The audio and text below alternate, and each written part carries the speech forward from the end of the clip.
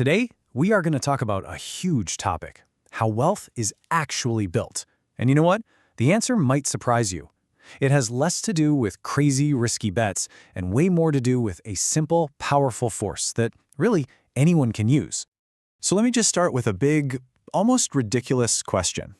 Could you retire with $10 million? I know, for most of us, that sounds like a complete fantasy, right? Something for lottery winners or Silicon Valley geniuses. But what if I told you it's way more achievable than you probably think? All right, so let's break it down. To get to that massive goal, what would you actually need to put away month after month? The answer is, well, it's pretty fascinating, and it uncovers the single most important secret to building wealth. And here is that secret. It's not about being a genius stock picker. It's not about having some massive salary. It's about using the incredible, almost unstoppable power of starting early.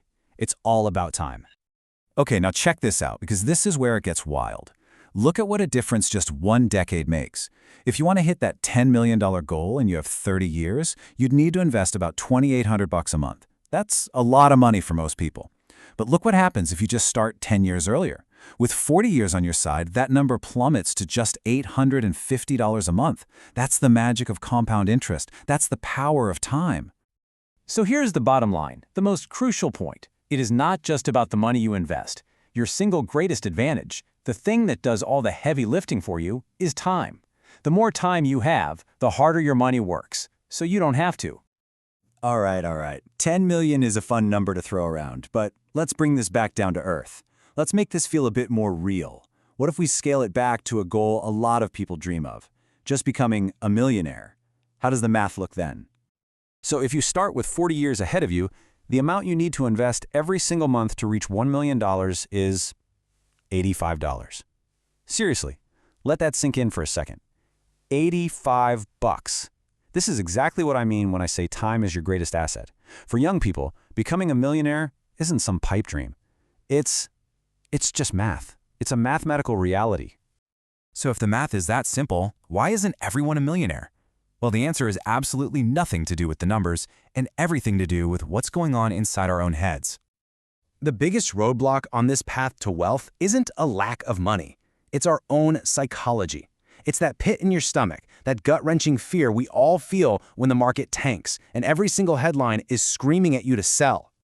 But what if we could just flip that switch? What if we could reframe that fear and see a market downturn not as a total disaster, but as a huge opportunity? The source material for this explainer puts it beautifully. A market downturn is like gold. You need to use a big basin to catch the golden rain. I just love that image. So, why is a crash like golden rain? Well, for a young investor, it might be the best thing that can possibly happen. Think about it. You don't need this money for decades, right? So when the market drops, it's like your favorite store is having a 50% off sale. You get to buy the exact same great stuff at a massive discount. It sounds crazy, I know, but you should actually be excited when the market goes down.